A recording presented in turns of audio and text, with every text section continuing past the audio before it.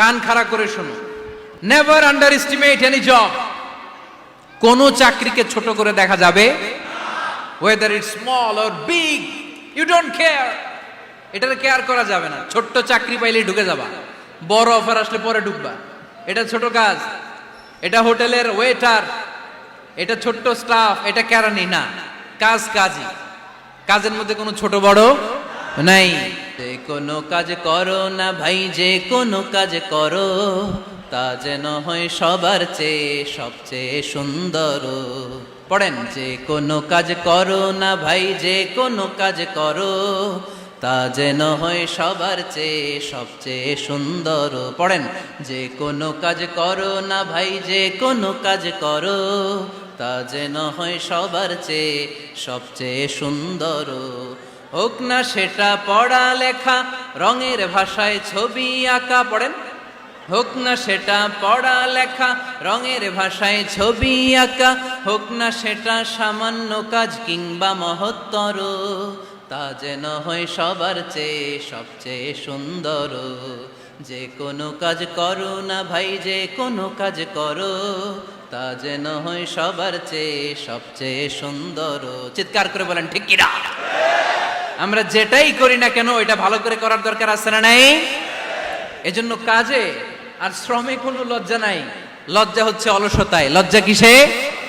দুল্লানি আলা সুক, লক্ষ্মীপুরের কর্মঠ যুবক ভাইয়েরা, এ আব্দুর রহমান ইবনে আউফ আমাদের প্রেরণা। উনি অন্যের ঘাড়ে পাড়া দিয়ে খেতে চায় নাই, আরেকজনের উপর ডিপেন্ডেন্ট বা নির্ভরশীল হতে চায় নাই।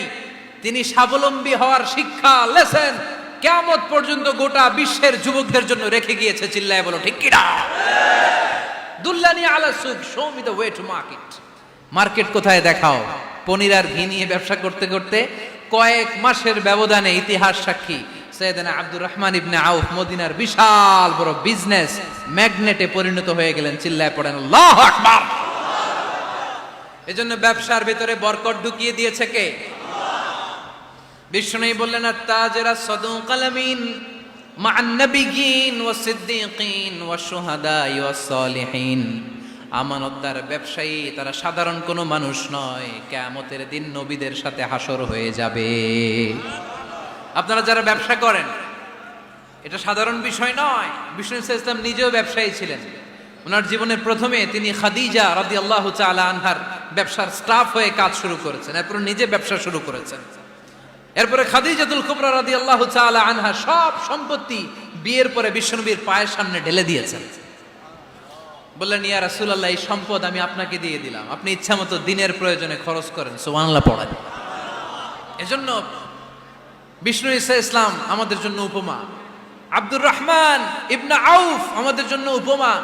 যারা ব্যবসা করেন তারা বিষ্ণু ইসলামের সুন্নাহ পালন করছেন। আত-তাজির আস-সাদুক আল আমিন। বিষ্ণুই বললেন, সত্যবাদী আমানতদার ব্যবসায়ী, যে ব্যবসা করতে যে মিথ্যা কথা বলে না।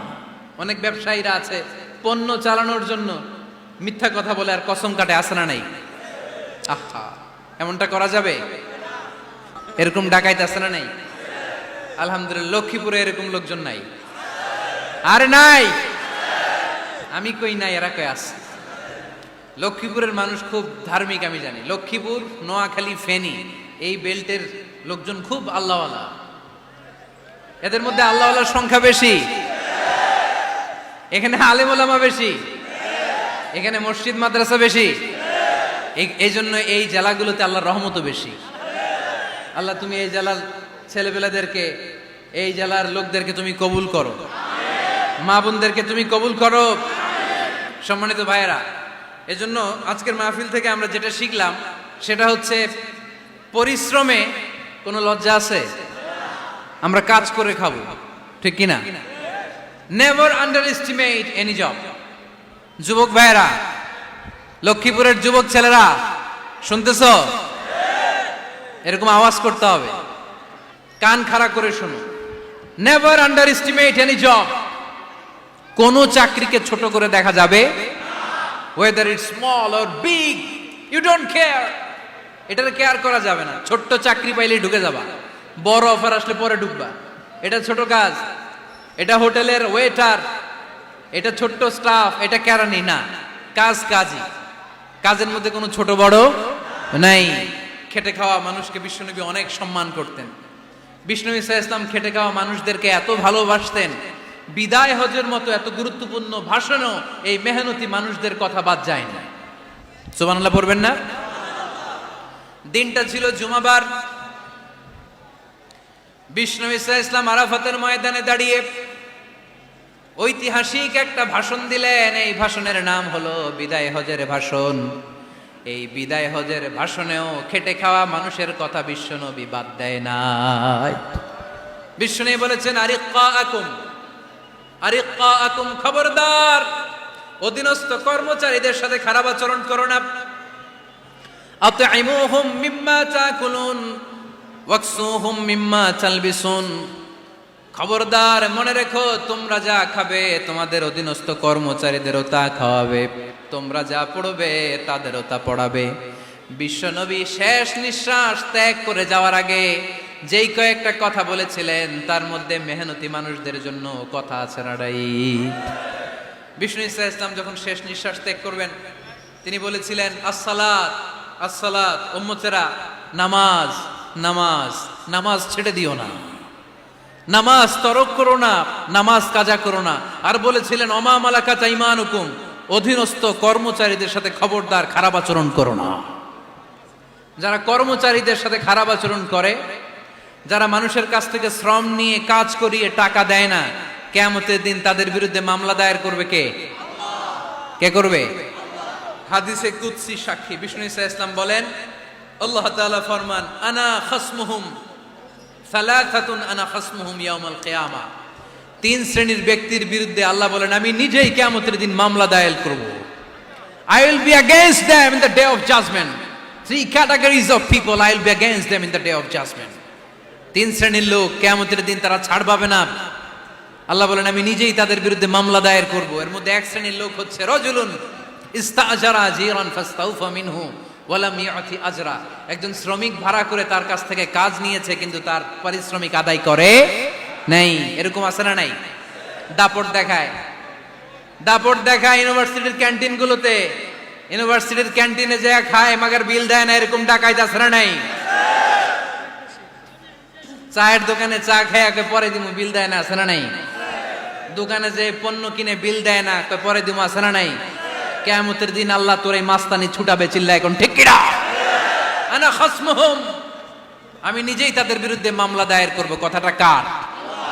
এজন্য বিশ্বনবী বললেন, খবরদার, মেহনতি মানুষ, খেটে খাওয়া মানুষ, এদের দোয়া কবুল হয়ে যায়। আতুল আজিরা আজরাহু ক্বাবলা আন ইয়াজিফা আরাকুহু, খবরদার, বিশ্বনবী বললেন, শ্রমিকের ঘাম শুকিয়ে যাওয়ার আগে তাদের পারিশ্রমিক মিটিয়ে দাও।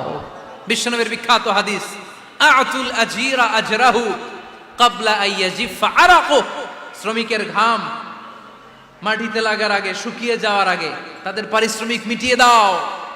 কেননা তারা যদি বদদোয়া করে তোমার জীবনকে জাহান্নাম বানিয়ে দিবে কে? বিষ্ণু ইসা ইসলাম সব সময় খেটে খাওয়া মানুষদেরকে আগলে রাখতেন। সব সময় শুধু যে ভাষণে মেহনতি মানুষদের সাথে ভালো আচরণ করতে বলতেন, শ্রমিকদের সাথে ভালো আচরণ করতে বলতেন, এমনটা নয়। ওনার ব্যক্তিগত জীবন ঘাটলেও দেখা যায় উনি শ্রমিকদের সাথে কেমন আচরণ করেছেন। বিষ্ণু ইসা ইসলামের একজন খাদেম ছিল, আপনারা তার নাম জানেন? কি নাম? সবাই বলেন আনাস। আওয়াজ করে বলেন, বিশ্বনবীর খাদেমের নাম? নামটা কেমন লাগে? ভালো লাগে? ছেলে হইলে রাখবেন তো? রাখবেন? অনেকে আমারে জিজ্ঞেস করে যে আমার একটা ছেলের নাম বলে দেন। এই এলাকার যদি কারো সম্ভাব্য আগন্তুক 2-1 মাস পরেই ছেলে পৃথিবীতে আসবে, এর নাম রাখবেন আনাস। নাম কি রাখবেন? খাদিমু রাসূলিল্লাহ, আল্লাহ রাসূল সাল্লাল্লাহু আলাইহি ওয়াসাল্লামের খাদেম। এই খাদেমের কাছ থেকে একটু শুনেন ওনার মালিক কেমন ছিল। শুনবেন নাকি কষ্ট হচ্ছে? সম্মানিত ভাইয়েরা, খেয়াল রাখবেন, কোন পীর সাহেবের ব্যাপারে যদি আপনি রিপোর্ট চান, পীর সাহেবের বউয়ের কাছ থেকে শুনবেন। কথা কয় না? বোঝে নাই বোধ হয়।